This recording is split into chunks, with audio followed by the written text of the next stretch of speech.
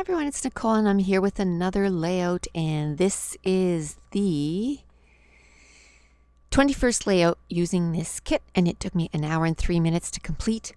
And I am down to my scraps, and again I'm pulling everything that I can from this kit to try to use it up as much as I can. There was so many embellishments from this kit. I found that I barely had to pull stuff in from other my stash, because what I was doing was changing the color of the chipboard elements, and so I used those asterisks on almost every page.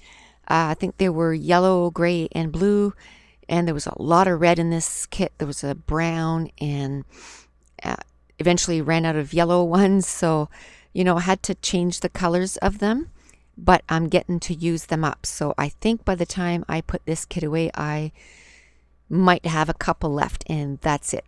So these pictures are more of our apple picking little adventure that we did in September.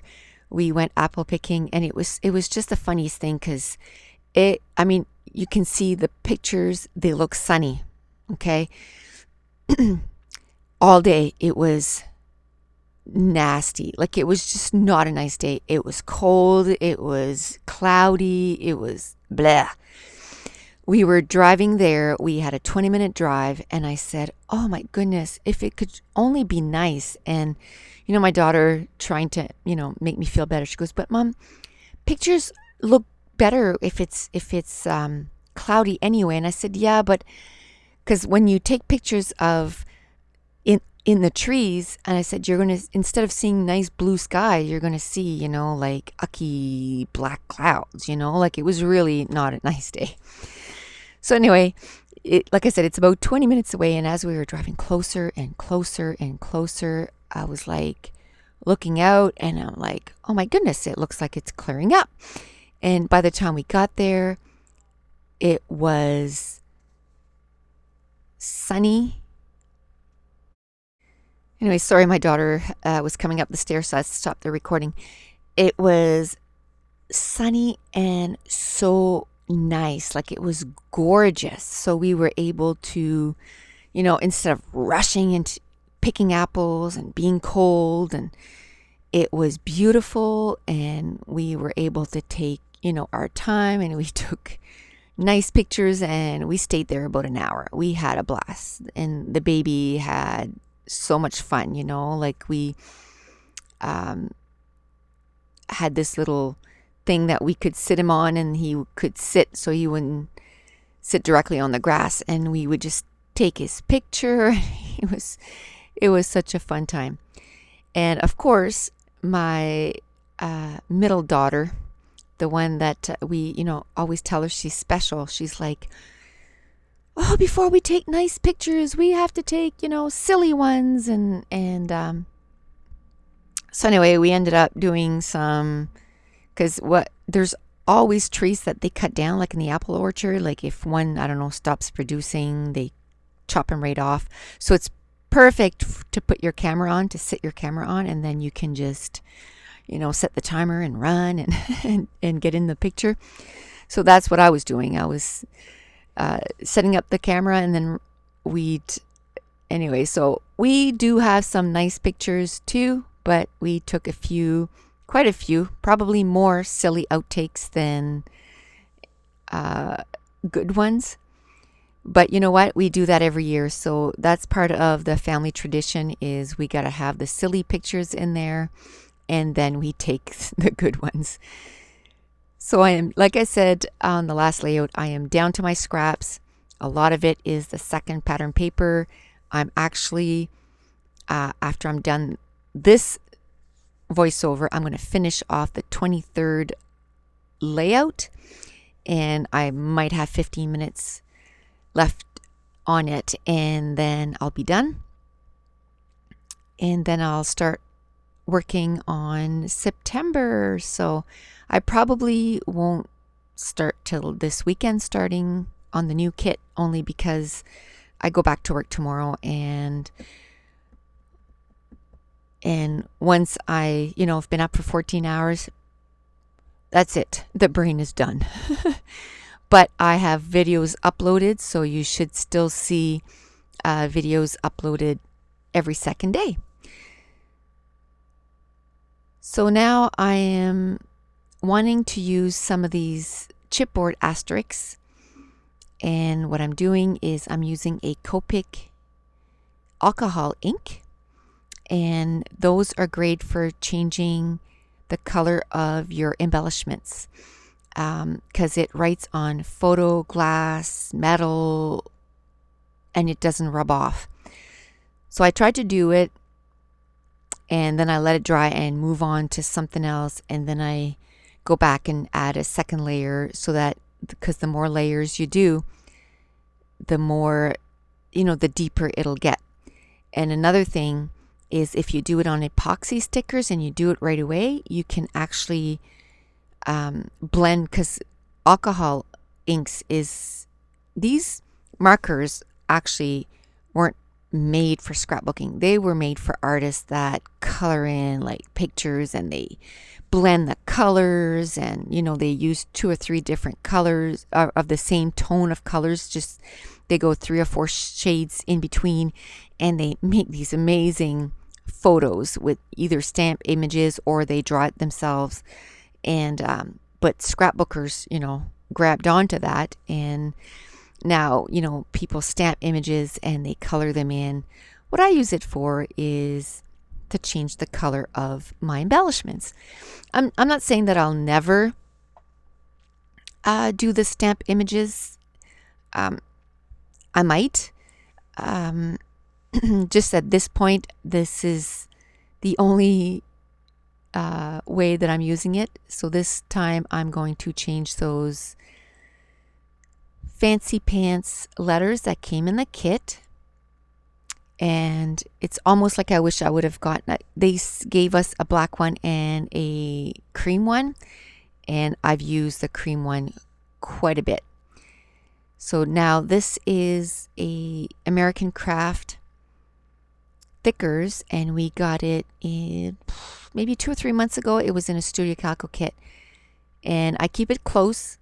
So what I do is the past kits, all the embellishments and the letters and that kind of stuff, I keep them close, and I try to use them up. So if you saw, I flipped over that thickers, and I made a tick on it to see how many times I actually use the thickers. I'm just trying to make it so that I get quite a bit of use out of each thicker before I sort of move on to the next. And although I don't think thickers is something that's gonna sort of go to waste, because I do love using thickers. Now, I had taken that camera out that came in last month's kit, I believe, and I was going to try and use it on this layout. This is the tray that someone asked me, and I'm pretty sure it was Tracy Zook, but if it isn't, I'm sorry. This is the tray that is in the same area as the containers at Michael's, and it's an iris container, and it's a little tray to put inside those iris containers, and it's $9.99, and it comes with little dividers, and it fits right inside your iris container. So I take that tray and I put it right inside the other one, and everything stays one kit, and I love that. And I got the idea from Judy Bakes 22. So thanks, Judy, for that idea. I love it. Everything is together. And if I want to, because a lot of times I scrapbook standing up, but then after a while my back hurts. So a lot of times planning the paper that goes together, I'll go sit on my bed, and then I can spread out more, and I put the paper together. You know what I mean? Like, because yes, I do the paper selection at the beginning, but then as I use up the papers, I see more selections that I can put together.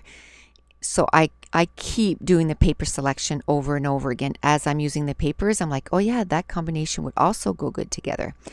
And that's what I like about getting down to my scraps and working with a kit, is that a lot of times I'll put put paper combos together that if I was looking at my everything, all the papers that I have, I probably wouldn't do, because it wouldn't dawn on me that those papers would go well together.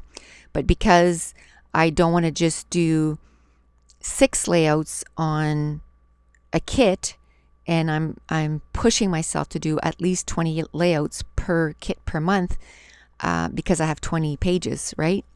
If I only had 8, like if I only had one kit, there's no way that I could do 20 pages with 8 pattern papers. But where there's 20, I like to get 20 pages, and then it forces me to go outside, thinking outside the box, going beyond the colors that I normally would, if that makes any sense. So I had cut down that grid pattern paper, the red grid, and that's where I'm going to do my journaling. And then there was a branding strip that said, "You're the peanut butter to my jelly," and I love that. And that's what my kids are. They're the peanut butter to my jelly, because, you know, like I said in the last video, it's not like everything's always easy and perfect, but you know what? All in all, it's all good, right? So they're the ones that make me laugh till I cry. Sometimes they upset me till I cry too, but the sparkle that they put in my life, they're the ones that put it there. So I'm so thankful for that, and I want to scrapbook about that the most. So I wanted to use, like I said, those wood veneer that came in the kit. I want to write Jones, our family name, but I didn't have an E and I didn't have another letter. So I went to some more wood veneer that came in another kit, and again, I keep it right close to my desk. It's in a little heart container, and it's ready for me to just pull. And then I did the 2013 with the wood veneers, blah, that came in this kit. And then I had a little piece of that epoxy border that was from the Amy Tangerine cut and paste collection. So I used it on this kit. I only had like maybe a 5-inch border left, and I just cut it down so I could put it in my 3 clusters, and I finished up that border. So that and actually that border sheet, it's coming along really well. Now on that little tab that I put next to the photo, I don't know, I think it's a today or Monday, or it was not appropriate for the photo. Not that it wasn't appropriate, but it didn't coordinate with the photo. So then I just took a red sticker, and I put graceful, which, you know, which is more for, it's more like sarcastic, but more goes better with this photo. Those gold hearts came in this month's kit, and I wanted to use them up. And then I changed the camera. I used a paper clip instead, and I absolutely love those paper clips. They're from Freckled Fawn, and also I took a couple of red arrows that were from Freckled Fawn, and I bought those at 2p in a bucket, and I absolutely love those. And I had lost the J for Jones, so I went and grabbed another one, and I did find it later. It was just stuck to something else. And that always seems to happen. I always lose the embellishments on my desk. And what I like to use to glue down my embellishments is my Scotch Quick Dry adhesive, and I got that at Michael's. Now I'm looking for some enamel dots, and I'm going to put it around the clusters. And how I like to do my clusters, I like to do them in 3s. Sometimes I do 4, but most time I do 3s. And what I started doing for the past few months is I usually put a cluster with my title, like you see it right underneath the journaling block, or part of the journaling block, and then I went to the top left of the layout and the bottom left of the layout, and the pictures are sitting smack in the middle. And then I wanted to use some of those stickers that came from Amy Tangerine, and they're just word stickers. And again, I tried to go and use what came in the kit first, And if I can find any embellishments that coordinates with my page, I'm going to use it first. And then if there is some stuff that, that just doesn't coordinate, then I'll go to my stash and get some. Like even this time, what I did was, instead of using a die cut, like a printable die cut, I just punched out a piece of pattern paper that came from the kit and from a circle, a half circle, and I used that as my base because I like to have something that grounds the embellishment cluster. So I have something underneath that at the end is almost all covered up, but in person you can see it. But it kind of gives a home for all the embellishments to kind of sit and live there. So now the page is done. I'm going to show you a close-up of all the different clusters. And that's it. The page is done. So thanks for watching. Bye.